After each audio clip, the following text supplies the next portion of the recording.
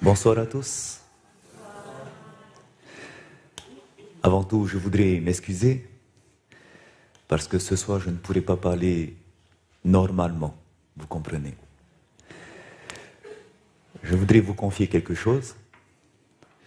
Cela va faire maintenant 3 ans que lorsque je me prépare pour un événement, que ce soit une semaine de réveil, une semaine de meeting, une campagne d'évangélisation, peu importe les séminaires qui se passent, séminaires santé, on ne va pas par nos propres forces, n'est-ce pas?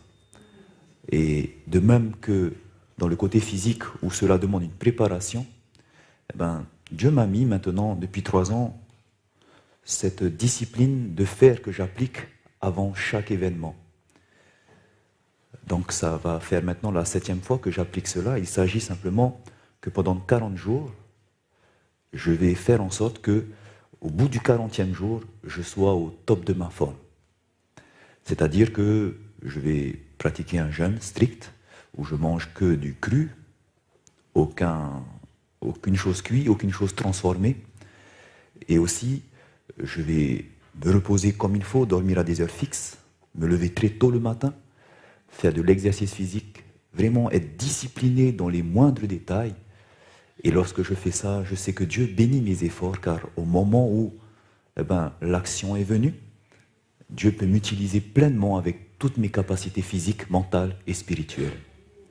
C'est ce que je pratique maintenant depuis 3 ans, et je sais que Dieu m'a beaucoup aidé, et je lui rends gloire pour cela.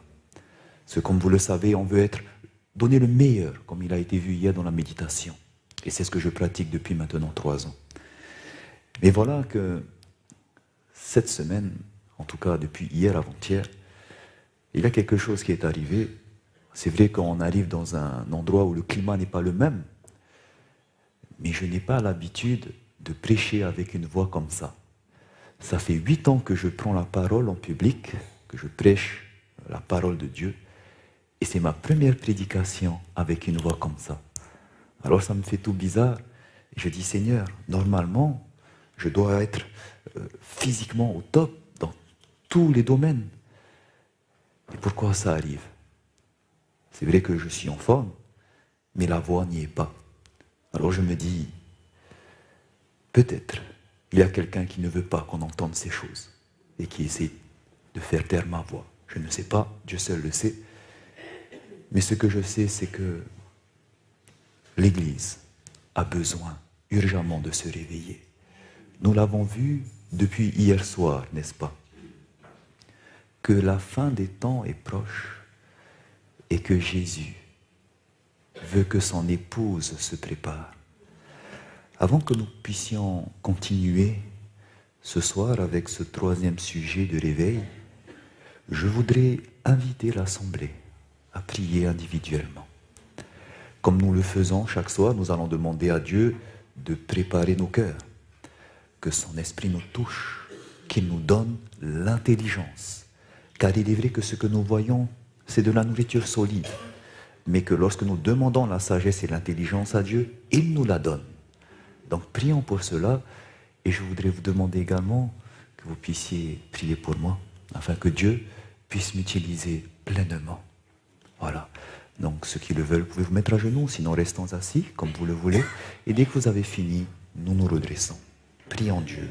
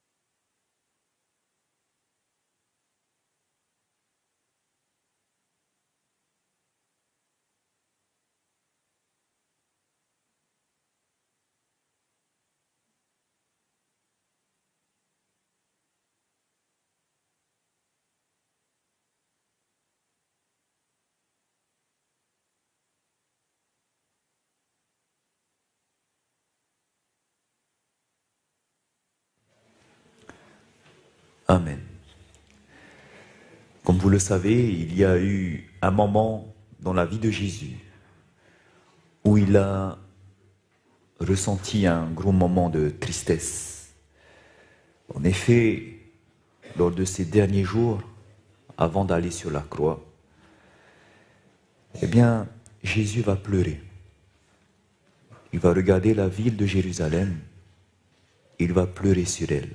Je voudrais que nous puissions lire ce passage où nous comprenons pourquoi il y a eu cette tristesse dans Luc chapitre 19, le verset 41. Luc 19, au verset 41, il est écrit « Comme il s'approchait de la ville, Jésus, en la voyant, pleura sur elle et dit « Si toi aussi, au moins, en ce jour qui t'est donné, tu connaissais les choses qui appartiennent à ta paix, mais maintenant elles sont cachées à tes yeux. Il viendra sur toi des jours où tes ennemis t'environneront de tranchées, t'enfermeront et te serreront de toutes parts. Ils te détruiront, toi et tes enfants, au milieu de toi, et ils ne te laisseront pas en toi pierre sur pierre, parce que tu n'as pas connu le temps où tu as été visité. » Jésus a pleuré parce qu'il voyait la fin de Jérusalem. Cette fin de Jérusalem qui a été prophétisée par Daniel au chapitre 9, où Dieu leur avait donné 70 semaines, 490 années pour mettre fin au péché. Et Jésus a vu l'endurcissement de Jérusalem, l'endurcissement des enfants de Dieu. Et il a vu cette ville, qu'elle serait détruite. Et il a pleuré, car il avait pitié de ses enfants. Et c'est pour ça que son ministère consistait premièrement à aller vers les brebis perdues de la maison d'Israël pour les avertir. Et sachez que Jésus leur avait prévenu. Il a vu ces choses et il a prévenu ses disciples quels seront les signes de cette destruction, car il ne voulait pas que ses enfants meurent à l'intérieur. Donc il va les prévenir, et c'est ce que nous lisons. Les signes que Jésus a donnés, surtout ce signe décisif que Jésus a donné, se trouve dans Luc chapitre 21. À l'intérieur, Jésus parlera des signes de la fin des temps, et en même temps il parlera de la destruction de Jérusalem, ce qui se passera avant. Et voici ce qu'il dira au verset 20. Il est écrit « Lorsque vous verrez Jérusalem investie par des armées, sachez alors que sa désolation est proche. » Lorsqu'ils allaient voir les armées romaines entourer la ville, c'était le signal, le dernier signal, le signal décisif qu'il fallait faire quoi? Disons la suite. Alors que ceux qui seront en Judée fuient dans les montagnes, que ceux qui seront au milieu de Jérusalem en sortent, et ceux qui seront dans les champs n'entrent pas dans la ville. C'était le moment où il fallait sortir de Jérusalem parce qu'elle allait être détruite. Jésus ne voulait pas que son peuple soit détruit. Le dernier signe qu'il devait voir, c'était Jérusalem investie par des armées. Quand il voit ça, il devait sortir. Et nous allons comprendre ce qui s'est passé après, par la suite. Aujourd'hui, Jésus aussi veut prévenir ses enfants de la destruction finale. Est-ce que vous savez cela? Jésus veut nous prévenir. Dieu ne fait rien sans avoir prévenu son peuple au travers de ses serviteurs, les prophètes, nous dit Amos. Et c'est pour cela que ce soir, nous allons voir le dernier signal, ce signal décisif que la parole de Dieu et l'esprit de prophétie nous donnent. Il s'agit de la fin du protestantisme. Et pour comprendre ce sujet, nous avons besoin du Saint-Esprit. Ce n'est pas un sujet facile, mais il est bon de bien comprendre ce qui se passe. Et c'est pour ça que nous allons parler de l'histoire de l'Église pendant un petit moment. Cette histoire a déjà été prophétisée dans Apocalypse, chapitre 1 jusqu'au chapitre 3. Nous allons juste faire un résumé, nous n'avons pas le temps de voir tout en détail, mais seulement les étapes qui sont importantes pour comprendre ce dernier signal. Comme nous le savons, la première église qui va être avertie dans Apocalypse 2, verset 1, il s'agissait de l'église d'Éphèse, la première période de l'église, cette église que Jésus-Christ a bâtie quand il est venu. Jésus-Christ a bâti cette église, ils étaient 12 au départ, le jour de la Pentecôte, 120 réunis, et ensuite, lors de la pluie de la première saison, l'effusion du Saint-Esprit, ce jour-là, 3000 personnes se sont données à Christ. L'église a grandi. Quelques années plus tard, 5000 personnes se sont ajoutées. Et voici que le jour où Paul s'est converti, Saul de Tarse, l'évangile va se répandre dans tout l'Empire romain. L'église d'Éphèse est une église L'église d'Éphèse est une période de l'église où l'évangile est parti dans le monde romain. Et bien voici, alors que ces églises ont été implantées, alors que dans chaque église, Paul a fait en sorte qu'il y avait des évêques pour prendre soin du troupeau, des bergers qui vont les nourrir. Voici qu'au bout d'un moment, une certaine période de l'église, il va y avoir des choses qui vont se passer. En effet, l'église chrétienne a même converti certains empereurs. Quand je parle de conversion, je mets des guillemets. En effet, il y a cet empereur du nom de Constantin. Vous avez sûrement également entendu de l'empereur Justinien qui a été converti au christianisme. Eh bien, ces empereurs, ils vont commencer à se rapprocher de l'Église. Ils vont vouloir que leur peuple, l'Empire romain qui était païen, devienne aussi chrétien.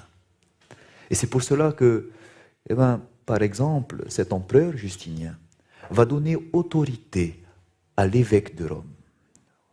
En effet, il y a un décret en 533 qu'il a fait qui reconnaissait l'évêque de Rome comme chef de toutes les églises. Ce qui veut dire que le pouvoir sera centralisé maintenant à Rome. Il y avait des évêques partout.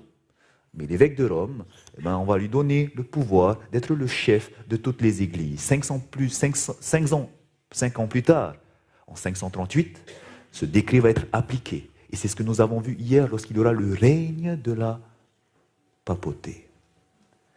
538 a commencé ce règne.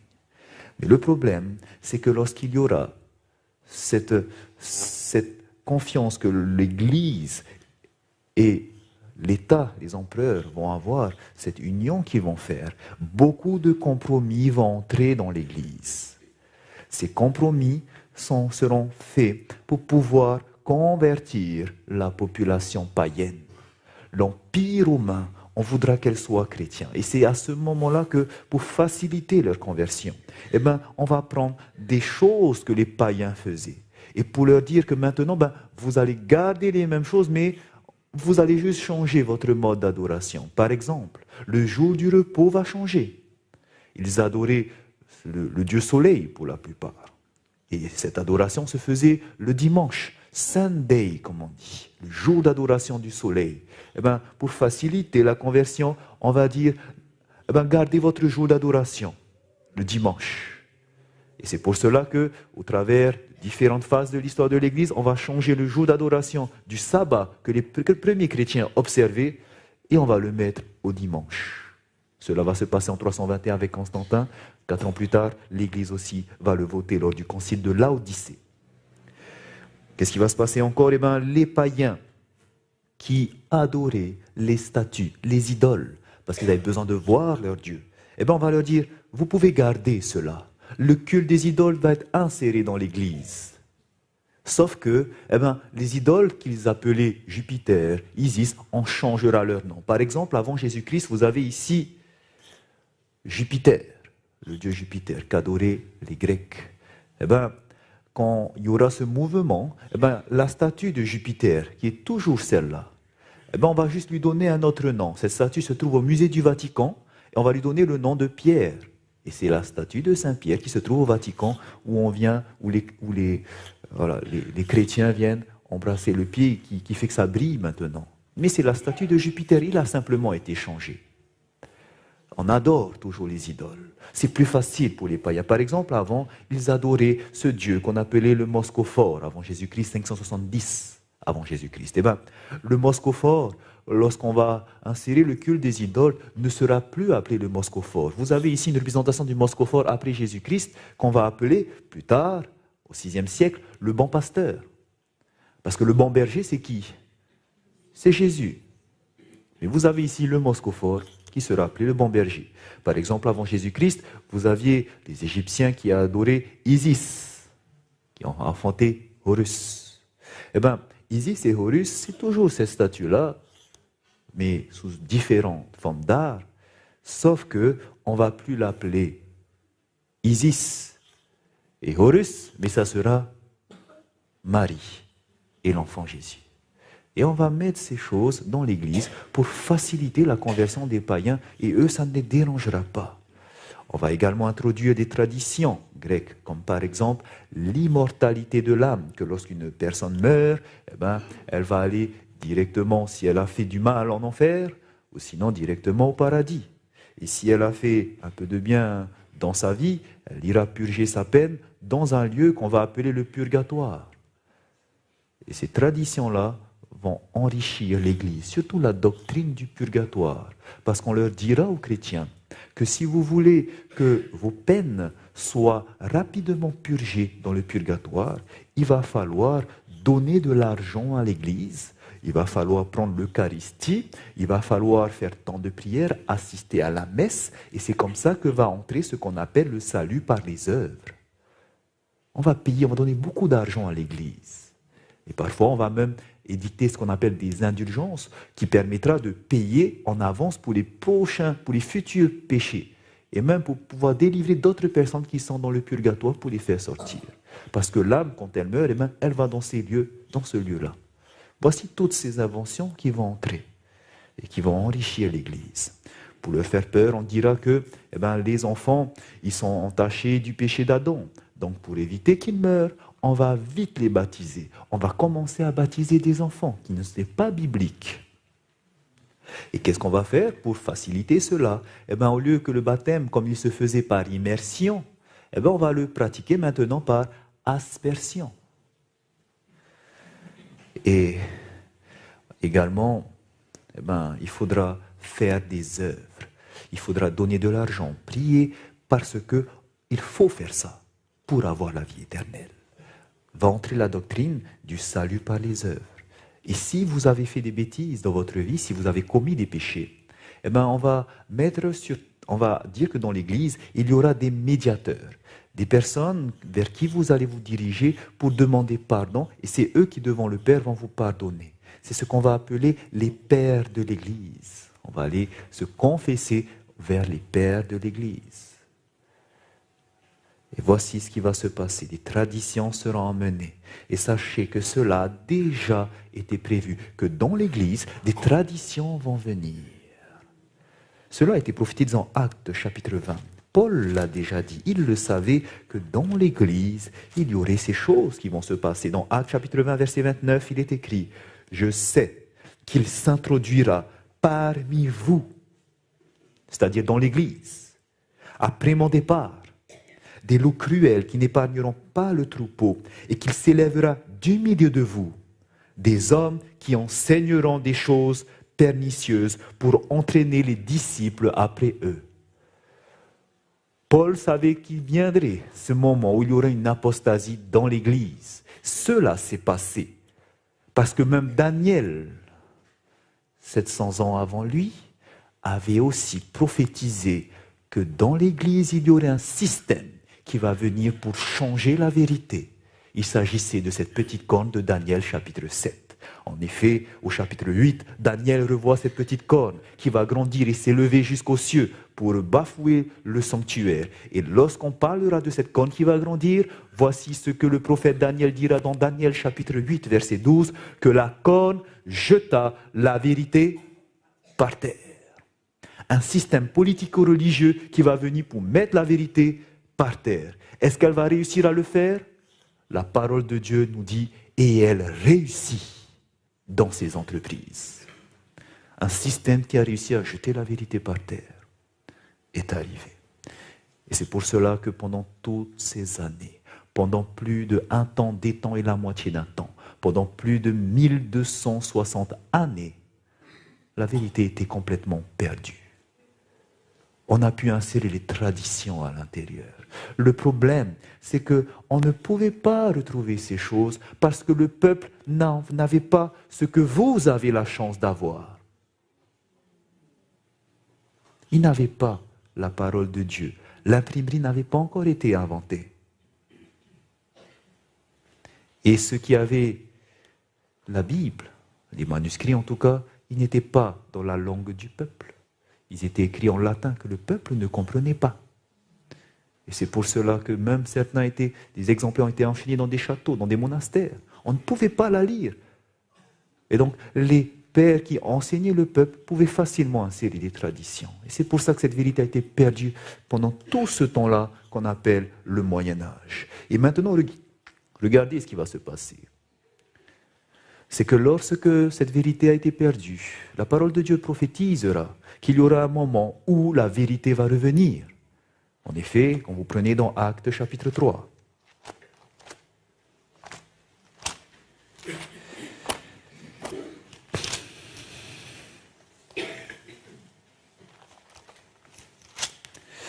lorsque nous lisons le verset 20, il est écrit « Afin que des temps de rafraîchissement viennent de la part du Seigneur et qu'il envoie celui qui vous a été destiné, Jésus-Christ, que le ciel doit recevoir jusqu'au temps du rétablissement de toutes choses dont Dieu a parlé anciennement par la bouche de ses saints prophètes. » Qu'est-ce que cela veut dire? Jésus-Christ est où actuellement? Au ciel. Le ciel doit recevoir Jésus-Christ jusqu'au moment où il y aura un rétablissement de toutes choses. Parce que sur la terre, la vérité a été jetée par terre. Paul a prophétisé qu'il y aurait cela qui va se passer, des loups cruels qui vont venir pour entraîner les disciples. Mais parce qu'il y aura l'apostasie, il devra y avoir un rétablissement avant que Jésus ne revienne. Ce qui veut dire que la parole de Dieu nous dit qu'il y aura un moment où ces traditions qui ont fait que l'Église était perdue, eh bien la vérité va revenir. Et c'est ce que nous lisons dans Apocalypse, chapitre 2 et 3, lorsqu'on va venir avec cette Église de la Réforme, qu'on appelle l'Église de Sardes. Mais regardez comment ça s'est passé. Parce que ça ne s'est pas passé rapidement. Ça a mis du temps pour retrouver toutes ces vérités qui ont été perdues, toutes ces traditions, ça a mis du temps. Regardons rapidement comment cela s'est passé. Ça a commencé déjà dès le XVe siècle. Dans les années 1400, il y avait un Français du nom de Pierre Valdo qui avait traduit la Bible dans la langue du peuple. Et c'est comme cela que ses disciples, appelés les Vaudois, vont avoir la parole de Dieu. Ça, c'est un exemplaire de la Bible vaudoise. Et alors qu'ils auront la parole de Dieu, ils vont commencer à la partager autour d'elle. C'était des marchands. Et il fallait faire attention quand ils partageaient. Parce qu'il y avait l'Église qui ne voulait pas qu'on puisse enseigner la parole parce qu'on trouverait que l'Église était en train d'emmener le troupeau vers la perdition. Et c'est pour cela qu'il ne fallait pas les trouver et que parfois ils étaient obligés de coudre ces exemplaires de la Bible à l'intérieur de leurs vêtements. Et lorsqu'on les trouvait, eh bien, malheureusement, c'était la mort pour eux, le bûcher. Aujourd'hui, on a de la chance, on n'est pas encore arrivé à là, n'est-ce pas? On peut encore parler librement de la parole de Dieu, sauf dans certains pays. Mais voilà, ça s'est passé dès les années 1400. Également, il y avait Jean Hus. Jean Hus, qui, à Prague, également, avait retrouvé la parole de Dieu, qu'il avait étudiée, et qu'il a vu que l'Église était en train de mener les membres vers la perdition. Et c'est pour ça que Jean Hus est venu, et il a répété cette phrase de Pierre quand il était devant l'Église, en disant « Je préfère obéir à Dieu plutôt qu'aux hommes ». Malheureusement, lui aussi, il va y aller au bûcher. Et les historiens disent que lorsqu'il était sur le bûcher, il va prononcer une phrase, celle-ci, que dans 100 ans, Dieu suscitera un homme dont les appels à la réforme ne pourront être réprimés. Ce qu'il a dit s'est réellement réalisé. Un siècle plus tard, il y avait un moine du nom de Martin Luther qui également va étudier la parole de Dieu et courageusement va se lever contre l'Église. Il s'agit de Martin Luther, ce qui va le pousser à établir cette réforme et à se détacher de l'Église. Ce qui va lui donner ce courage, c'est également l'étude de la prophétie. Lorsqu'il va étudier la prophétie de Daniel chapitre 7, il va voir que la parole de Dieu parle de ce pouvoir politico-religieux qui va égarer, jeter la vérité par terre. Il va voir que Jean l'appelle l'antéchrist, il va voir que Paul l'appelle le fils de la perdition et qu'il doit venir avant que Jésus ne revienne. Et il a reconnu cela au travers de la papauté. Et c'est pour ça qu'il n'avait pas peur, qu'il n'avait pas de crainte à aller parce que la parole s'est réalisée. On ne peut plus suivre ce système, disait-il. Et donc, lorsqu'il étudiera la parole de Dieu, il va voir que, malheureusement, il ne va pas tout trouver ces vérités qui ont été changées. Mais la première chose qu'il trouvera, c'est que la parole de Dieu nous dit dans Éphésiens chapitre 2, verset 8, que nous ne sommes pas sauvés par les œuvres, mais c'est par grâce que nous sommes sauvés.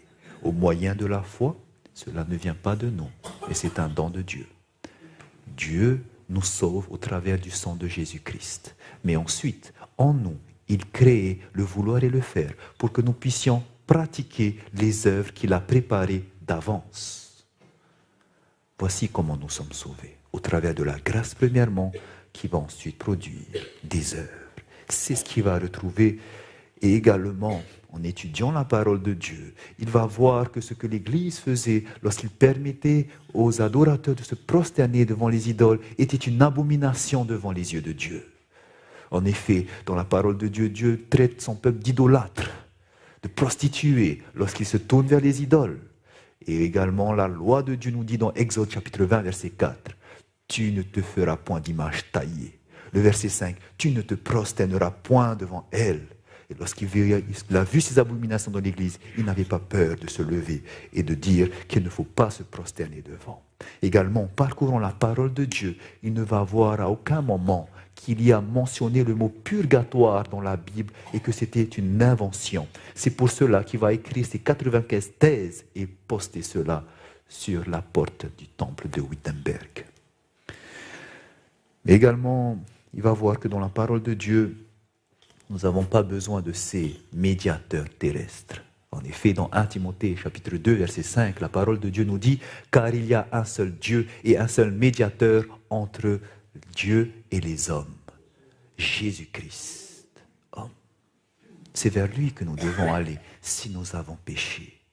Parce que les pères sont des hommes. Et Dieu nous dit « N'appelez personne père, car vous avez un seul père, celui qui est dans le ciel. » Eux, ce sont des personnes comme nous et moi, que nous respectons. Mais ils n'ont pas autorité à pardonner les péchés. Cette autorité vient de Jésus-Christ qui seul n'a point péché. Il est compatissant envers nous et il saura nous pardonner par son sang puissant. Et donc il a retrouvé cette vérité. Et malheureusement, le temps n'était pas assez long pour lui pour retrouver d'autres vérités. Et c'est pour cela que ses disciples qui vont le suivre ne vont pas continuer l'œuvre qu'il a commencée. C'est pour ça que quand vous lisez l'église de Sardes dans la prophétie, vous allez voir que son œuvre n'était pas complète. On n'a pas continué la réforme. Et c'est pour ça qu'il s'est resté tel quel et qu'ils ont formé ses disciples l'église luthérienne. L'église luthérienne ne se prosterne pas devant les idoles, l'église luthérienne ne croit pas au purgatoire, l'église luthérienne croit que nous sommes sauvés par la grâce, qu'il n'y a pas de père dans les églises luthériennes. Et également, malheureusement, l'église luthérienne continue à adorer le dimanche, croit en l'immortalité de l'âme et baptise toujours par aspersion. Mais il y aura d'autres réformateurs qui vont venir en même temps que Martin Luther. Il y avait à Genève, en Suisse, un homme du nom de Jean Calvin, que Dieu a suscité en même temps. Et ce qui est formidable, c'est que Jean Calvin et Martin Luther ne se sont jamais rencontrés. Mais que vers la même époque, Dieu va parler au travers de ces deux hommes et ils vont retrouver les mêmes choses. Comment Dieu agit au travers de son esprit, c'est magnifique. Et il continue à le faire aujourd'hui, sachez-le. Donc, au travers de Jean Calvin va retrouver les mêmes choses que Martin Luther. Et ce qui va le motiver également à prendre cette réforme, c'est aussi la prophétie biblique. Car il dira ceci dans ses écrits, en parlant du pape, que je nie qu'il soit le vicaire du Christ, qui en persécutant furieusement l'évangile, démontre par sa conduite qu'il est l'antéchrist. Lui aussi va retrouver tout ce que Luther avait retrouvé, mais en plus, il va retrouver que nous devrions pas seulement, oui, nous sommes sauvés par la grâce, mais notre caractère également doit être transformé à l'image de Jésus-Christ. Christ. Et c'est pour ça que Paul appelle le peuple à la sanctification, c'est-à-dire à ce que nous puissions grandir jusqu'à la stature parfaite de Jésus-Christ. Pas garder ce cœur orgueilleux, pas garder ce cœur mauvais, méchant, colérique, mais un caractère transformé en celui de Jésus-Christ. C'est ce que nous avons besoin aujourd'hui, n'est-ce pas? Et le Saint-Esprit va le faire. C'est ce qu'il a retrouvé, Jean Calvin. Et donc, pareil, ses disciples qui vont le suivre ne vont plus continuer à étudier la parole comme il l'a fait. Ils vont rester comme ils sont pour former leur Église. Cette dénomination qu'on appelle aujourd'hui les calvinistes, ou l'Église presbytérienne, ou l'Église réformée. Ce sont les mêmes noms pour la même Église. Et donc, plus tard, maintenant dans les années 1600, certains étudiants de la parole de Dieu vont trouver également que de baptiser par aspersion n'était pas biblique, que le baptême des enfants ne se fait pas, parce que dans la parole il est écrit, Marc 16, verset 16, que c'est celui qui croira et qui sera baptisé qui sera sauvé. Un enfant ne peut pas croire en Jésus, il ne sait pas qu'il est pécheur. Et parce qu'il ne connaît pas ces choses, il ne peut pas se baptiser. C'est pour ça qu'il n'y a aucun baptême de bébé dans la Bible. Il faut passer par ce qu'on appelle la repentance avant de se faire baptiser. Et c'est pour cela que ces personnes vont se rebaptiser quand ils vont comprendre cela. Mais pas se rebaptiser par aspersion, mais en étudiant la parole de Dieu, ils vont voir que ce baptême a toujours été fait par immersion, comme le montrent aujourd'hui les fouilles archéologiques avec ces grands bassins. Et c'est pour ça, en se refaisant baptiser, ils vont prendre le nom des anabaptistes. Ana qui signifie refaire. Refaire quoi? Se rebaptiser. Se baptiser de nouveau par immersion, mais à l'âge adulte. Et ces personnes qui ont étudié la Bible croient la même chose que Martin Luther, que l'Église luthérienne, que l'Église presbytérienne, celle de Jean Calvin, mais aussi, en plus, ils garderont ce baptême par immersion. Et ces personnes, ces disciples vont former ce qu'on appelle aujourd'hui l'Église baptiste. Également, dans le XVIIIe siècle, vous allez voir les vérités, comme vous le voyez, reviennent petit à petit. Au XVIIIe siècle, dans les années 1700, en Angleterre, John Wesley, avec son frère, Charles Wesley, eux aussi ont compris toutes ces choses. Le baptême par immersion, le salut par la grâce, la sanctification. Mais en allant plus loin, ils vont voir que l'apôtre Paul nous invite à faire attention à notre corps qui est le temple du Saint-Esprit, à Corinthiens 6, 19. Nous devons faire attention. Dieu veut que nous soyons saints comme il est saint, saints de l'intérieur.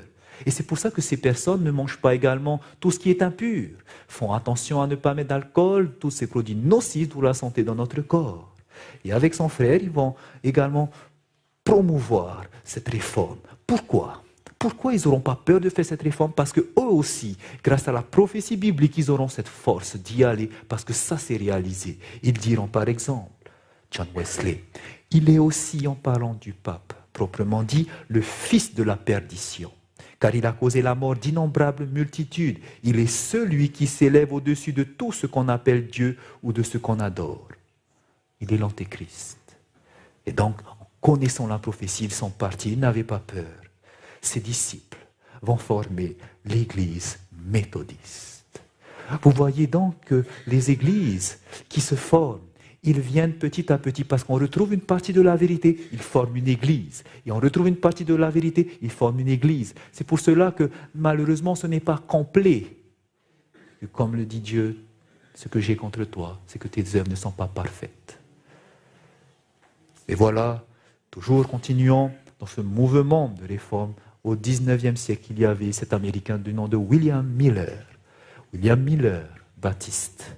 Lui aura accepté toutes ces vérités.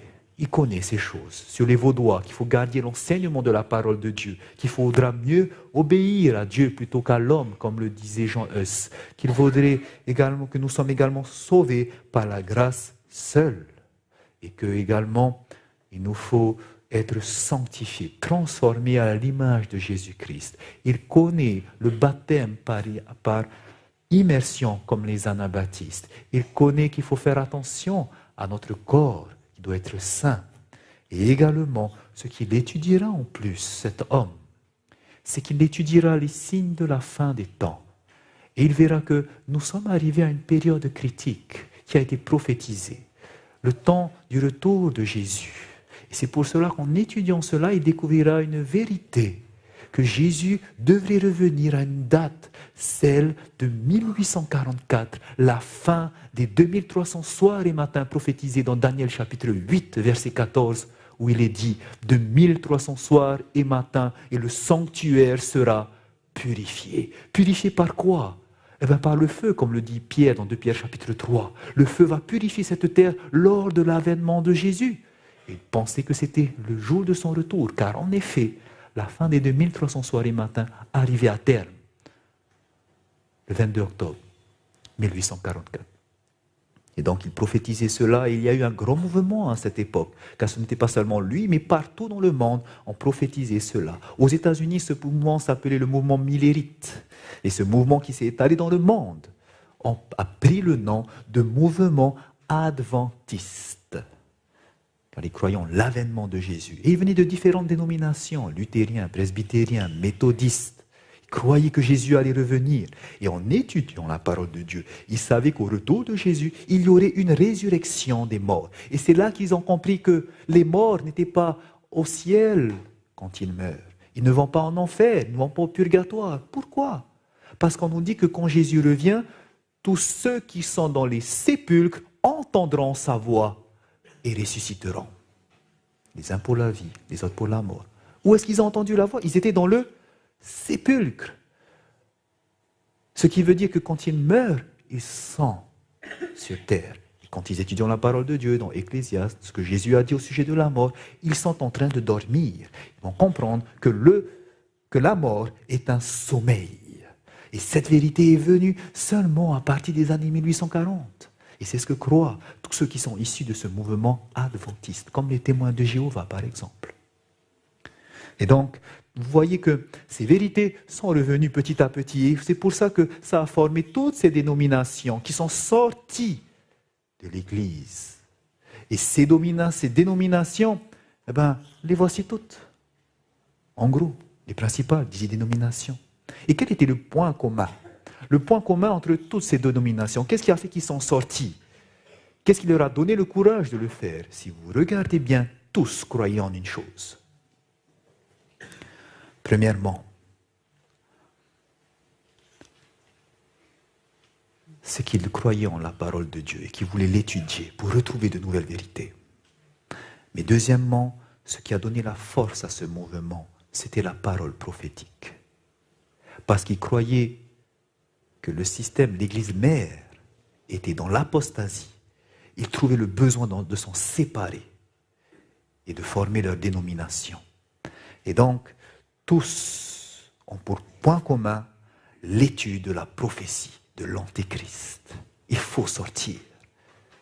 C'est pour ça qu'ils n'avaient pas peur de craindre l'Église, même jusqu'à mourir sur le bûcher pour cela.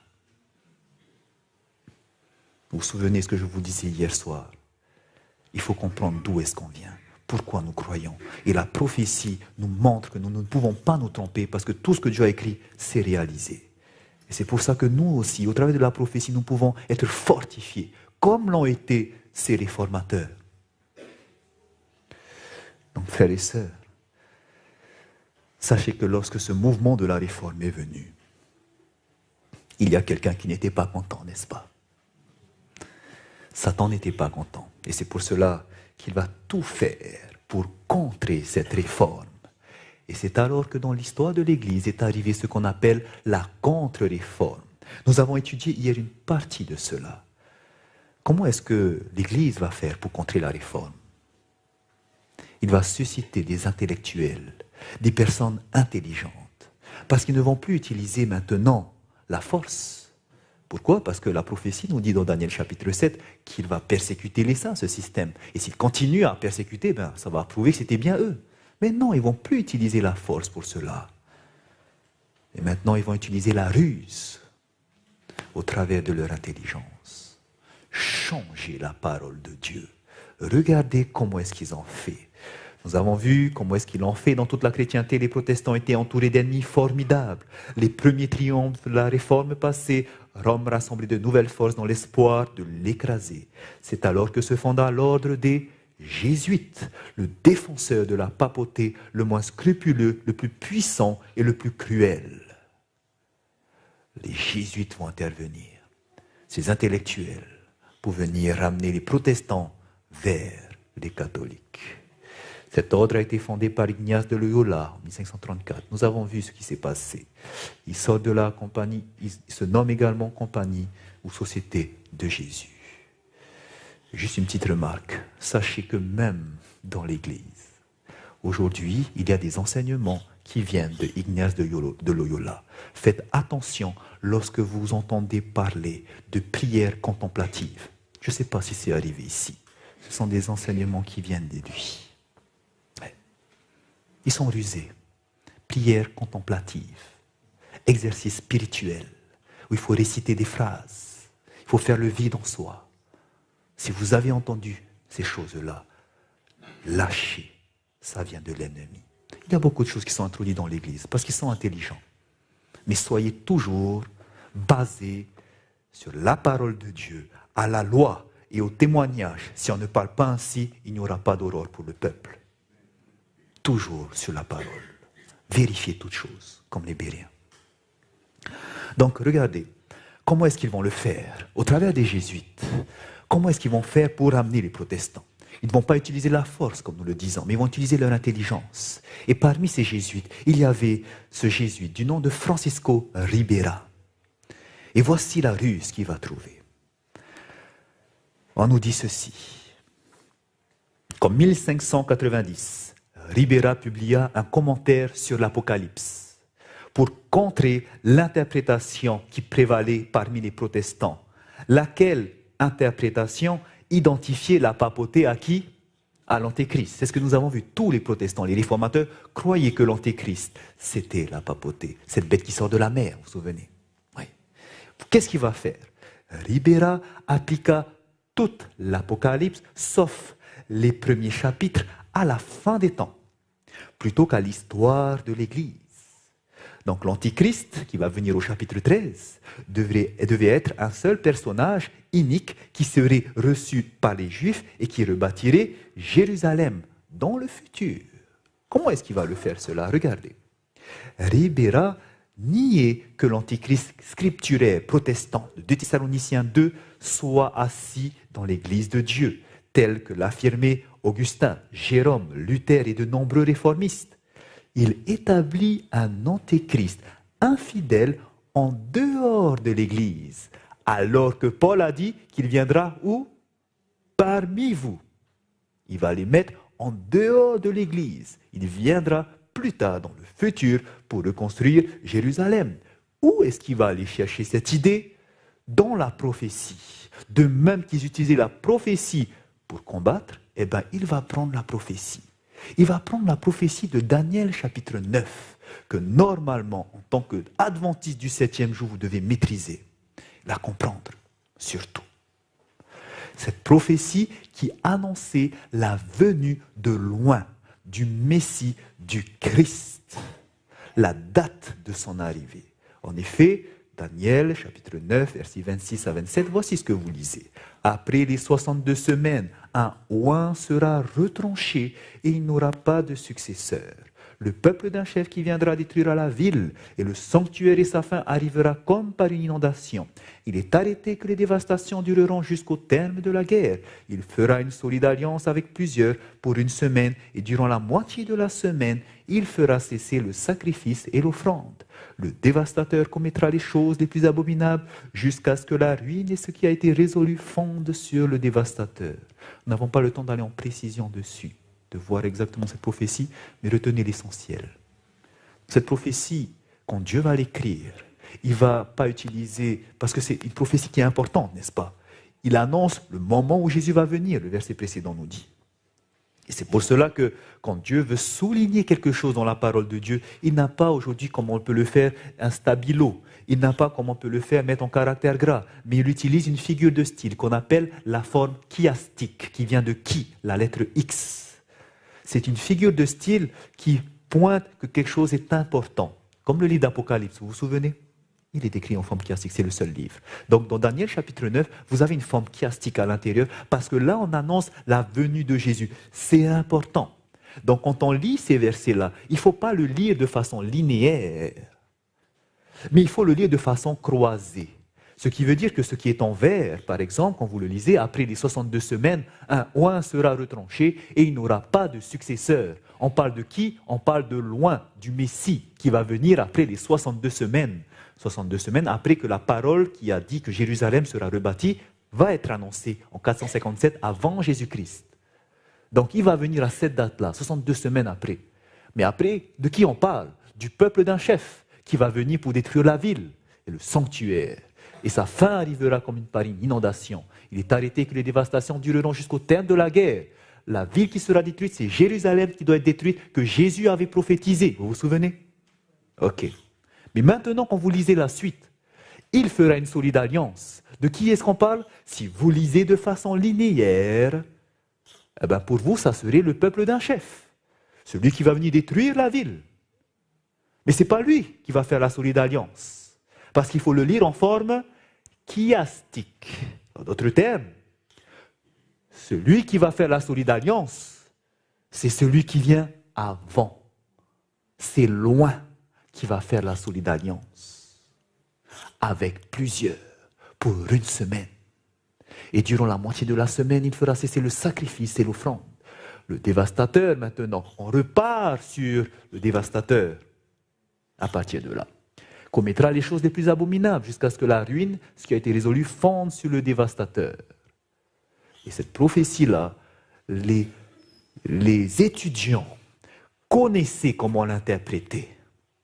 On savait qu'après les 62 semaines, c'est-à-dire il y a 7 semaines et 62 semaines, c'est-à-dire 69 en tout, 7 semaines, 62 semaines, 69 semaines, et ben, pendant cette période, et ben, un oint va venir. Ce oint qui va venir, qu'est-ce qu'il va faire? Une solide alliance pendant une semaine. Une semaine, ça fait 7 années. Au milieu de la semaine, on nous dit un oint sera retranché. Et c'est pour ça qu'au milieu de la semaine, 3 jours et demi, un jour égale 1 an, 3 ans et demi après que le Messie est arrivé, son ministère s'est terminé, il est mort sur la croix au bout de 3 ans et demi. Il a fait une solide alliance pendant une semaine avec le peuple juif. Et voici que cette dernière semaine, tout a été réalisé. Et à la fin de la semaine, on arrive en l'an 34 où Étienne a été lapidé. Cette prophétie était claire pour ceux qui l'étudiaient. Il fallait le lire en forme chiastique. Mais quel était le plan du jésuite Francisco Ribera? Eh bien, cette prophétie-là, qui parlera du chef qui va venir détruire Jérusalem, eh bien, il va le mettre au futur. Comment il va le faire? Regardez. Au lieu de le lire sous la forme chiastique, il va l'interpréter ça sous la forme linéaire.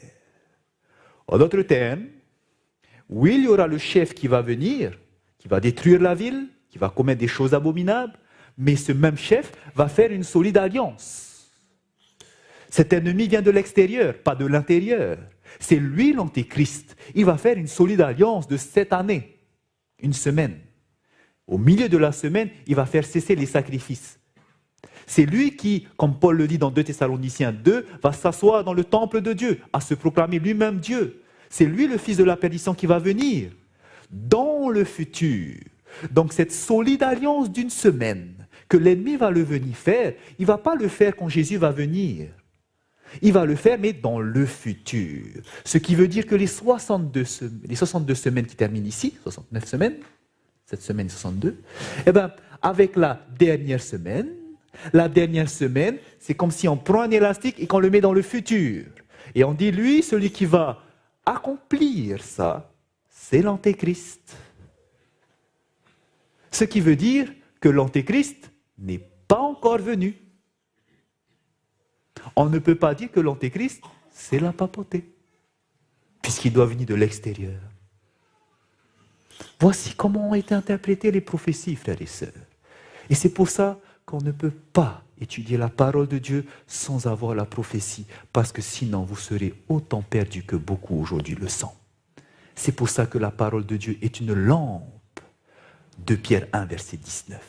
Une lampe qui brille dans un lieu obscur jusqu'à ce que vienne apparaître le jour. La parole prophétique est importante, frères et sœurs. Elle est importante, ne la négligez pas. Examinez toutes choses, prenez ce qui est bon. Donc, ça se met au futur. Et c'est pour ça que c'est l'Antéchrist qui va venir faire cette solide alliance. Il va s'asseoir dans le temple. Donc, il faudra que le temple de Jérusalem, à la fin, soit présent.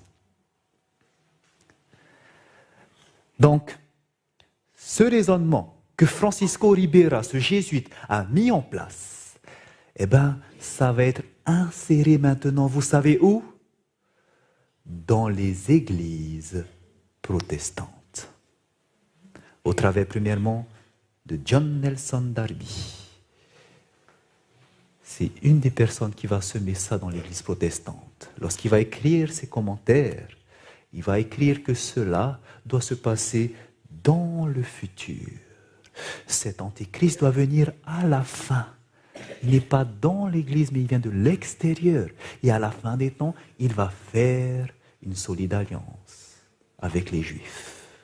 Il va en faire entrer ce qu'on appelle le dispensationalisme, mais ça c'est théologique, on n'a pas besoin d'entrer dans les détails. Également, va reprendre cela Ingersoll Scofield. Et dans ses commentaires, il va expliquer la même chose. La Bible Darby et surtout la Bible Scofield, sachez-le, c'est ce qui est utilisé dans les écoles de Bible protestantes, surtout en Amérique. Et voici comment sont formés les pasteurs protestants avec ce raisonnement que l'antéchrist n'est pas le pape ou la papauté, mais que l'antéchrist vient dans le futur. Et donc, il ne voit pas de problème à être ami avec la papauté, même s'il y a des petites choses qui nous distinguent. Voyez maintenant comment est-ce que ça se passe? Ce zèle qu'avaient les réformateurs, parce qu'ils connaissaient la vérité au sujet de la prophétie, que c'était le fils de la perdition, maintenant on enlève ça. Et voici ce qu'ont en tête aujourd'hui les protestants, surtout les évangéliques en Amérique. Et donc, avant que cela ne vienne, eh ben, ils disent que, avant que cela ne vienne, que cette solide alliance soit faite avec les Juifs, eh ben, les chrétiens seront enlevés lorsque Jésus reviendra. L'Église est enlevée. Nous monterons avec Jésus et quand il sera enlevé, c'est un enlèvement secret. Il va être enlevé et ensuite, Jérusalem qui a été rebâtie, eh ben, à l'intérieur de Jérusalem, dans le temple, va venir l'Antéchrist. C'est pour cela que lorsque vous regardez chez les évangéliques, surtout en Amérique, ils ne votent pas, cette nation qui est chrétienne protestante, ils ne votent pas pour un président qui ne soutienne Israël. Pourquoi? Parce que tous les présidents doivent soutenir Israël pour que Israël retrouve sa primauté, qu'il retrouve la place du temple et qu'à ce temple-là doit être rebâti le temple prophétisé dans Ézéchiel chapitre 40. Vous avez entendu du troisième temple, non? Ce troisième temple qui doit être rebâti à Jérusalem. Pourquoi? Parce qu'on doit retrouver ça pour que le temple soit rebâti, pour que l'Antéchrist doit venir à l'intérieur. Ils veulent que la prophétie s'accomplisse. C'est pour ça que vous entendez ces choses en nouvelles parfois. Troisième temple, les plans sont prêts, on va le rebâtir. Ils défendent Jérusalem, les Américains, parce qu'il faut que la prophétie s'accomplisse. Et une fois qu'elle sera faite, on sait que l'Église va être enlevée à ce moment-là. Et quand elle va enlever, c'est de manière secrète. Et pendant qu'elle est enlevée, c'est alors que viendra une période de tribulation sur la terre. Et là, ça sera le temps pour les Juifs de se préparer. Et une fois qu'ils seront prêts, Jésus reviendra une troisième fois pour les prendre. Et c'est alors que viendra le règne des 1000 ans. Voici la compréhension de ces protestants, surtout dans le mouvement évangélique. Et cela est tellement ancré que vous avez des films qui sont sortis, comme par exemple Left Behind, avec Nicolas Cage. C'est exactement l'histoire que je viens de vous raconter, mais en film. Et ça, c'est accepté par tout le monde. C'est ancré chez les protestants. Et c'est pour ça que maintenant, pour eux, l'Antéchrist, voilà, c'est de dehors, c'est plus dans l'Église. Et on nous dit, il est résultat de son œuvre, c'est-à-dire celle de Ribera, déformation et diffamation de la vérité prophétique. Alors certains pourront se dire, mais on n'a pas besoin de savoir ces choses-là, c'est pas important. C'est secondaire. Frères et sœurs, Quand Dieu dit quelque chose, c'est secondaire?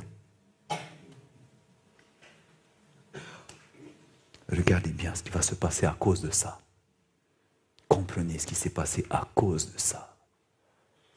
À cause de ça, maintenant, les protestants, ils ne prêchent plus que l'antéchrist, c'est la papauté. À cause de ça, les protestants ne sont plus intéressés par la prophétie.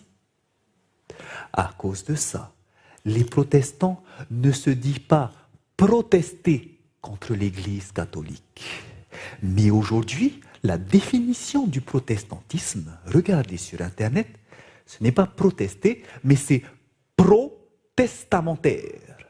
C'est-à-dire, pro, le testament, l'évangile. Voici aujourd'hui une définition que vous trouverez sur le protestantisme. On est pour l'évangile.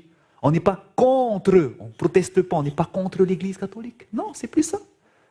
Et c'est pour cela que maintenant, il n'y a plus de souci à ce qu'on appelle l'œcuménisme. Puisque ce n'est plus la bête, ce n'est plus l'antéchrist, on n'a plus de souci. Et c'est pour cela que lorsque vous prenez l'ensemble des dénominations protestantes, voici comment est-ce que vous pouvez le découper avec les principaux mouvances. Vous avez 72% d'évangéliques, les anglicans, l'église luthérienne, la première, presbytérienne, l'église anglicane, c'est l'église d'Angleterre, protestante. Et c'est pour cela que depuis, il n'y a plus de souci à s'unir. Et c'est pour cela qu'on n'a pas à s'étonner lorsqu'on voit, par exemple, l'église luthérienne qui a signé lors de l'anniversaire de la réforme le 31 octobre 1999 un acte de réconciliation avec l'Église catholique, avec un cardinal Édouard Cassidy qui l'a représenté pour signer un acte de paix. Imaginez que Luther soit vivant à ce moment-là, qu'est-ce qu'il dirait? Il n'y a plus de soucis maintenant. C'est pour cela que quand vous prenez par exemple les évangéliques regroupent entre autres toutes ces dénominations. Vous prenez l'église méthodiste. En 2006, 7 ans plus tard que les luthériens ont signé, en 2006, lors de la conférence générale mondiale de l'église méthodiste, qu'est-ce qu'ils ont fait? C'était en Corée. Eux aussi, ils ne trouvent pas dérangeant de signer un accord de paix avec l'Église catholique. Imaginez John Wesley, le fondateur de l'Église méthodiste, présent à ce moment-là. Qu'est-ce qu'il va dire? Vous voyez comment l'Église s'est égarée? Parce qu'on n'étudie plus quoi?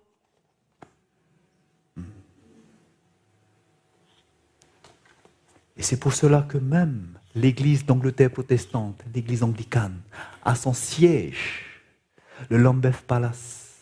Aujourd'hui, ce n'est plus un problème de faire un culte œcuménique avec des sœurs catholiques qui prennent l'office devant. C'est plus un souci. Depuis 2014, tous les dimanches, vous avez un culte œcuménique là-bas. On accepte que les catholiques viennent nous enseigner. Et maintenant, vous voyez ce que le plan des Jésuites a fait, hein? Quel était le plan des Jésuites? Ramener l'église protestante vers l'église mère. Est-ce que ça fonctionne? Super bien. Vous voyez comment l'ennemi est rusé? Lorsqu'on s'écarte de ça, voilà comment l'ennemi arrive. C'est pour ça, vous aussi, ne lâchez pas la parole de Dieu, jamais. Qu'elle soit toujours à vos côtés. Comprenez-la, étudiez-la. Parce que sinon l'ennemi est tellement rusé, plus rusé que vous le savez. S'il a réussi à faire tomber le tiers des anges qui n'ont pas péché, qui sont plus intelligents que vous, pensez-vous qu'il ne peut pas vous faire tomber? Notre seule sauvegarde, frères et sœurs, la parole de Dieu. Étudiez-la, plongez vos regards dedans. Passez du temps à étudier. Voici comment l'ennemi fait au travers des jésuites. Et maintenant, lorsque vous avez à la tête de l'Église un jésuite, que va-t-il se passer? Quel est le plan des jésuites? Ramener les protestants vers l'Église mère. Est-ce que vous avez regardé le ministère du pape François? Est-ce que vous l'avez regardé? Comment est-ce qu'il est tellement rapide? Il a fait des choses que personne de ses prédécesseurs n'ont fait avant lui. Ça a commencé par Jean 23, Concile Vatican II. Jean-Paul II est venu, a continué. Mais lui, il fait quelque chose que personne n'a réussi avant lui. Regardez ce qu'il a réussi à faire. 2016, en juin 2016, l'Église presbytérienne, qu'on appelle aussi les calvinistes, il va les rencontrer au Vatican. On nous dit que les pasteurs calvinistes ont visité Rome pour poursuivre les rencontres avec le concile pontifical, afin de faire quoi? Promouvoir l'unité des chrétiens. Il a rencontré les responsables de l'Organisation mondiale de l'Église presbytérienne pour maintenant s'unir. Vous imaginez si Calvin était là, qu'est-ce qu'il va dire? Et c'est pour cela qu'il va aller plus loin. Ici, une des dénominations protestantes les plus nombreuses, les pentecôtistes, il va envoyer son émissaire Tony Palmer, qui est un évêque anglican. Il va aller devant une assemblée, la conférence générale de l'Église des charismatiques. Et qu'est-ce qu'il va faire? En 2014, Tony Palmer va prendre la parole. Et il va devant tout le monde, peut-être vous avez vu cette vidéo, il va montrer une vidéo du pape François Ier qui va appeler tous les dirigeants de l'Église charismatique à maintenant revenir vers l'Église mère. Il va appeler tout le monde à revenir, à s'unir. Nous sommes des frères. Nous avons besoin de nous réunir. Revenez à moi. Et à la fin de cette vidéo que Tony Palmer a montrée, tous les dirigeants se sont levés et ont applaudi et ont accepté ce qu'il l'appel du pape. Vous voyez comment est-ce qu'il arrive à ramener autant de monde? Parce qu'il est jésuite. Et regardez également, l'Église évangélique est représentée à l'échelle mondiale par ce qu'on appelle l'Alliance évangélique mondiale, représentée par Tunnicliffe Joff. Et Joff Tunnicliffe également a rencontré le pape. C'était en 2016, en juin. Et ils se sont rencontrés le pape. Donc le pape a rencontré les évangéliques, les pentecôtistes, les leaders pentecôtistes, dans l'esprit de Jean 17. Vous voyez la prière de Jésus dans Jean 17. Que tous soient un comme moi je suis un en toi. L'unité, eh ben c'est dans cet esprit qu'il va les rencontrer. Et le secrétaire général de l'Alliance évangélique mondiale, Geoff Tunnicliffe, va dire ceci, que ces rassemblements ont exprimé clairement le besoin d'une plus grande réconciliation dans l'Église en tant qu'unité, en soulignant le désir que la prière du Christ dans Jean 17 soit réalisée. Ils se sont rencontrés pour unir l'Église évangélique. Luthérienne, 99, presbytérien, 2016, anglican, 2014. Tout le monde est réuni. Et qu'est-ce qui s'est passé? Le 7 juillet 2014, quelque chose s'est passé lors d'un dîner que le pape a fait en invitant au Vatican des prédicateurs évangéliques qui prêchent à la télé et qui représentent plus de 800 millions de protestants. Ces prédicateurs évangéliques, ils seront réunis au Vatican et dans leur discussion, ils vont proposer quelque chose. Suite à cette discussion, c'était Tony Palmer qui l'a confié, il disait qu'ils allaient discuter de mettre en place une signature, de déclarer la paix, une paix pour l'unité dans la mission.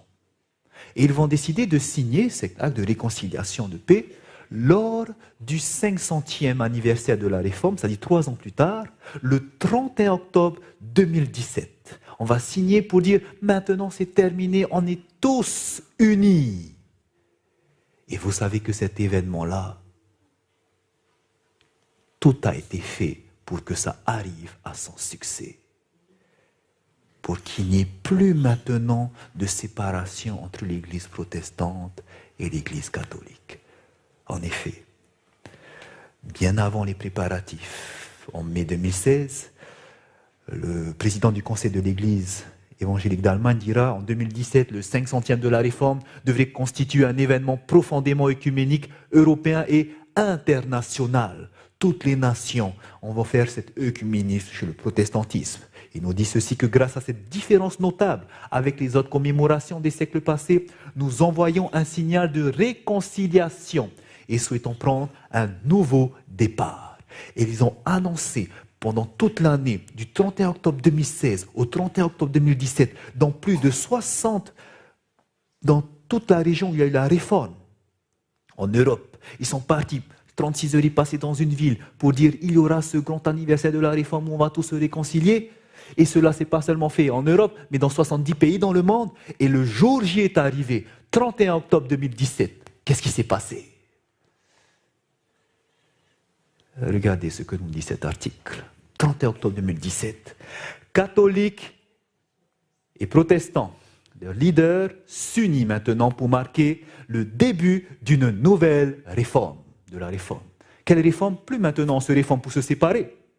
Mais l'article nous dit que les leaders catholiques et protestants ont souligné leur liaison mutuelle 500 ans après le début de la réforme. Un mouvement qui a déchiré le christianisme de l'Ouest et qui a déclenché une série de guerres religieuses sanglantes en Europe pendant plusieurs siècles. Le Crux, journal catholique, nous dit ceci. Réformation, une réforme au 500e anniversaire, les chrétiens voient qu'ils sont frères et sœurs, dit le pape. Regardez les paroles du pape. Remercions le Seigneur pour le merveilleux don de pouvoir vivre cette année dans la vraie fraternité, non plus comme adversaires après des siècles de séparation et de conflits. Le passé ne peut être changé. Cependant, aujourd'hui, Dieu peut voir que nous sommes enfin unis. Aujourd'hui, nous ne pouvons plus parler de protestantisme. Depuis le 31 octobre 2017, le protestantisme est terminé. Pourquoi je vous parle de ça? Certains se posent la question. Nous avons vu que dans les derniers événements, il doit arriver la marque de la bête. Nous avons vu ça lundi soir. Nous avons vu qu'avant que la marque de la bête ne vienne, il doit y avoir l'image de la bête. Et nous avons vu que tout est en place. Ça, c'est la parole de Dieu qui nous dit. Mais nous avons aussi quelque chose qui nous éclaire davantage, qu'on appelle les témoignages. Et l'esprit de prophétie qui a été manifesté en Ellen White nous dira ceci. La parole de Dieu nous donne un jalon. Regardez la deuxième balise que nous donne l'esprit de prophétie. Quand vous voyez cela arriver, voici ce qu'elle a écrit il y a plus d'un siècle. Elle nous dit ceci. Le protestantisme tendra la main de confraternité au pouvoir romain. Alors, quand il y aura cette union, alors paraîtra une loi contre le sabbat du Dieu de la création. Et c'est à ce moment que Dieu accomplira son œuvre étrange sur la terre. Lorsque nous voyons la fin du protestantisme, cela veut dire quoi? On verra arriver la loi du dimanche. Et nous avons vu, est-ce que la loi du dimanche est prête à intervenir? Vous avez vu hier. Voici les deux balises que nous avons. La parole de Dieu nous montre que l'image de la bête est prête à se former, car l'amendement Johnson a été mis de côté par Trump lui-même. L'image de la bête, qui devait la faire? Les habitants de la terre. Et pourquoi il le réclame? Parce que Trump, en 2017, en juin, a dit qu'il se retirait maintenant des accords de Paris. Et maintenant, les gens veulent soutenir l'accord de Paris et mettre en place Laudato Si, qui réclamait le repos dominical. Les gens veulent. C'est en place. Deuxième balise, l'esprit de prophétie nous donne, quand vous voyez les catholiques et les protestants s'unir, bam, à ce moment, sachez que la loi du dimanche va venir. Est-ce que cela, aujourd'hui, est possible? Tout est en place, frères et sœurs. C'est pour cela que pour la première fois, dans l'histoire de l'Église adventiste, vous avez des sentinelles qui sont en train de promouvoir et d'annoncer aux membres d'Église: fuyez dans les campagnes, quittez les villes. Par exemple, Doug Batchelor n'a jamais fait ça avant, mais il est en train de former des personnes comment quitter les villes. Vous avez également le ministère Apocalypse Ministries, Living Manna, qui disent aux personnes: il faut sortir. Pourquoi? Parce que tout est là, la loi du dimanche arrive, et que l'esprit des prophéties nous dit dans Événements des derniers jours, page 195, que lorsque vous verrez ça, il est temps de sortir. Aux États-Unis, on prépare les membres, ceux qui ont le cœur ouvert, à sortir des villes. Parce que là-bas, il y aura le carnage, comme nous dit la prophétie. Il n'y a jamais eu ça dans l'histoire de l'Église adventiste depuis que l'Église est là. Première fois. Pensez-vous que c'est par hasard que ces choses arrivent? Pensez-vous que c'est un hasard? Tout a été écrit et sont en train de s'accomplir sous nos yeux. Je vous disais que Jésus avait pleuré, n'est-ce pas? Il avait pleuré sur son Église, sa première Église, les Juifs, Israël, parce qu'il ne voulait pas qu'ils périssent. Alors il les a prévenus en leur disant que lorsque vous verrez les armées investir Jérusalem, sortez. Il avait dit ça en l'an 31. 35 ans plus tard, en l'an 66, voici que le général Cestius Gallus arrive avec son armée. Il va entourer la ville de Jérusalem, parce que c'était la méthode utilisée pour investir une ville. On affaiblit la ville, ils ne peuvent plus sortir, ils vont mourir de faim, et après on attaque. Ils les ont entourés. Mais voici que quelque chose d'inattendu s'est passé. Les Juifs qui étaient à l'intérieur de la ville ont vu tout à coup les armées romaines se retirer. Parce qu'il y avait une autre guerre en Alexandrie qu'il fallait défendre. Ils sont partis. Et là, à l'intérieur, ça criait de joie. Et même en les poursuivant, parce qu'une armée est partie les poursuivre, ils ont réussi à tuer les Romains. Et là, quand ils ont vu l'armée de Cestius Gallus partir, il y a eu à l'intérieur de la ville des cris de joie. L'oppresseur est parti. Nous sommes les plus forts. L'orgueil national qui est arrivé. Nous sommes en sécurité maintenant. Nous avons retrouvé ce que nous avons toujours voulu. Chose qu'il le voulait au temps de Jésus, n'est-ce pas? Ça y est, nous devenons une nation. Comment est-ce que l'orgueil peut aveugler? Parce qu'à ce moment-là, il devait se rappeler de quoi? De ce que Jésus avait dit. Quand vous voyez les armées, c'est le signal pour faire quoi? Sortir. Quelques personnes seulement ont pris en compte ce que Jésus a dit. Et ils sont sortis par la foi. Parce que c'était la fiesta, comme on dit à Jérusalem.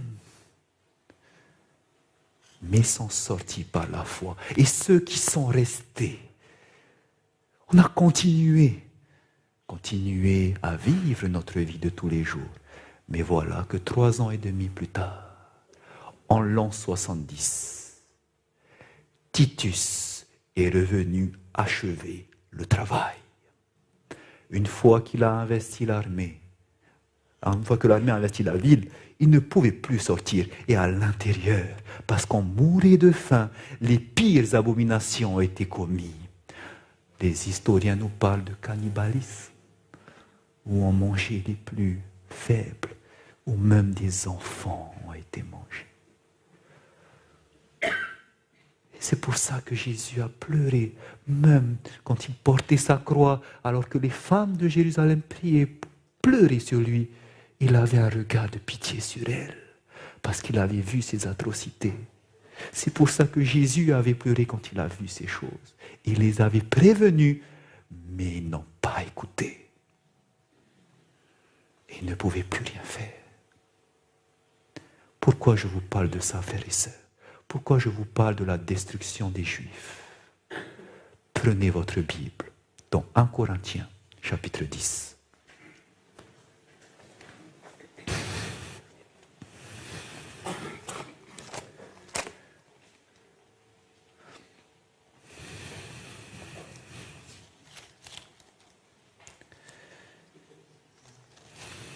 « 1 Corinthiens chapitre 10, nous lisons le verset 11.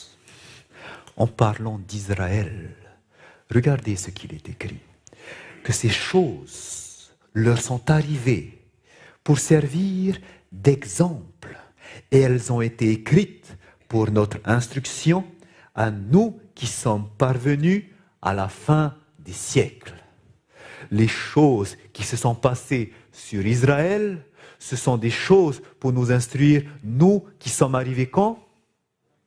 À la fin des siècles. Frères et sœurs, ça, c'est quelque chose pour nous dire, attention, l'histoire va se répéter sur Israël spirituel.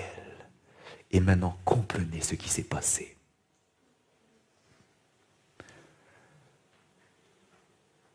Jésus donne à son peuple un signal, des signes dans sa parole, dans l'esprit de prophétie. Et il nous dit, quand vous voyez les habitants faire une image à la bête, c'est ce que nous avons vu avec Trump aux États-Unis. Et il nous dit, quand vous voyez le protestantisme qui prendra la main de confraternité au pouvoir romain, la loi du dimanche est là. Il nous donne le signal. Et regardez maintenant ce qui s'est passé. Alors que depuis le 31 octobre, les 2 balises étaient prêtes et que la loi du dimanche était prête à intervenir. À ce moment-là, on attendait que la loi du dimanche arrivait. Voici que 1 mois et demi plus tard, vous savez ce qui s'est passé? L'ordre exécutif de Trump, en disant qu'il allait mettre l'amendement de Johnson de côté, a été mis de côté par le Sénat américain. Autrement dit, depuis le 16 décembre 2017, ce que Trump avait dit qu'il allait mettre de côté l'amendement de Johnson, on ne peut plus. Autrement dit, l'amendement de Johnson demeure jusqu'à aujourd'hui. On était prêt à faire l'image de la bête, maintenant c'est impossible. L'attaque était prête, l'image de la bête était prête.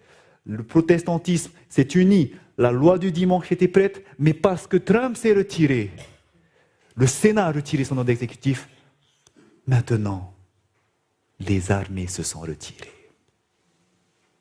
Il ne peut plus y avoir la marque de la bête maintenant. Et c'est pour ça qu'en même temps qu'ils se retirent, la même semaine, vous savez qu'est-ce qui s'est passé? Cette même semaine, cri de joie dans Jérusalem, lorsque Trump avait reconnu Jérusalem comme la capitale. Vous vous souvenez ce qui s'est passé? Pourquoi ça arrivait à ce moment-là? De même que les Juifs avaient crié victoire quand les armées se sont retirées, de même quand Trump en a mis sa loi de côté. Cri de joie dans Jérusalem. Les événements n'arrivent jamais par hasard. Autrement dit, aujourd'hui, frères et sœurs, les armées de Cestius Gallus se sont retirées.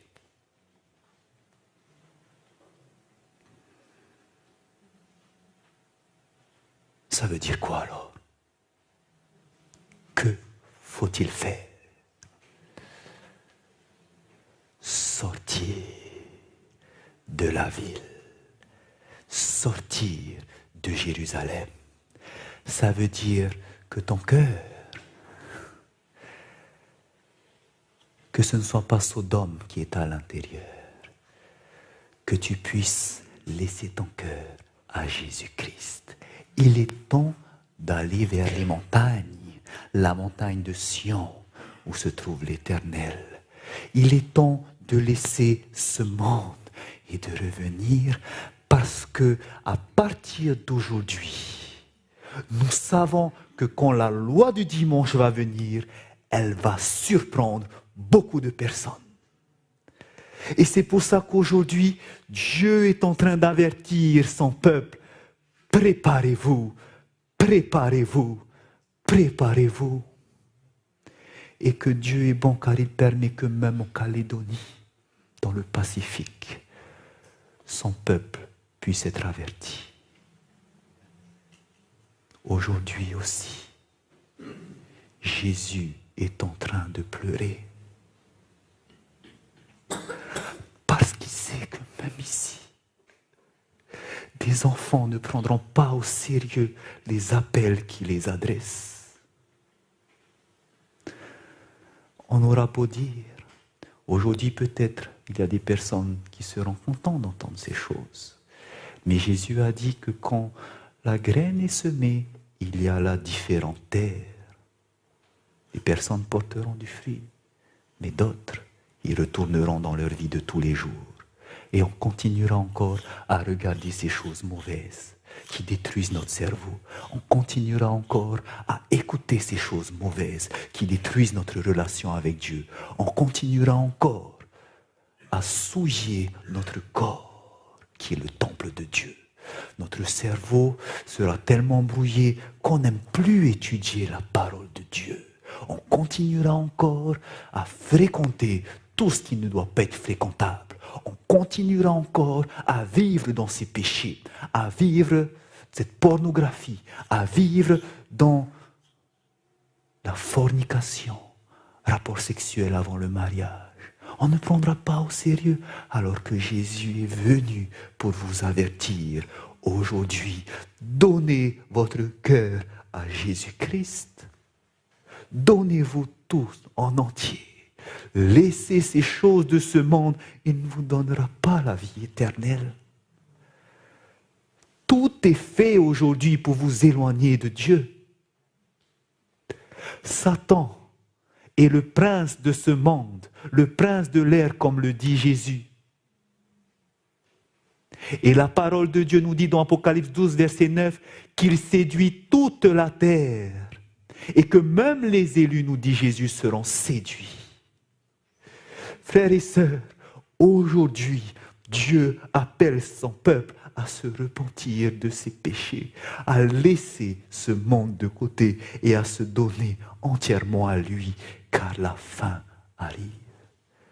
Dieu est bon de nous appeler. Et j'aimerais vous dire que lorsque vous allez vous donner entièrement à Jésus-Christ, il fera de vous une nouvelle créature. C'est ce qui s'est passé pour cet homme, Robert Wantai. C'est un retraité de plus de 60 ans. Aujourd'hui, il a 66 ans.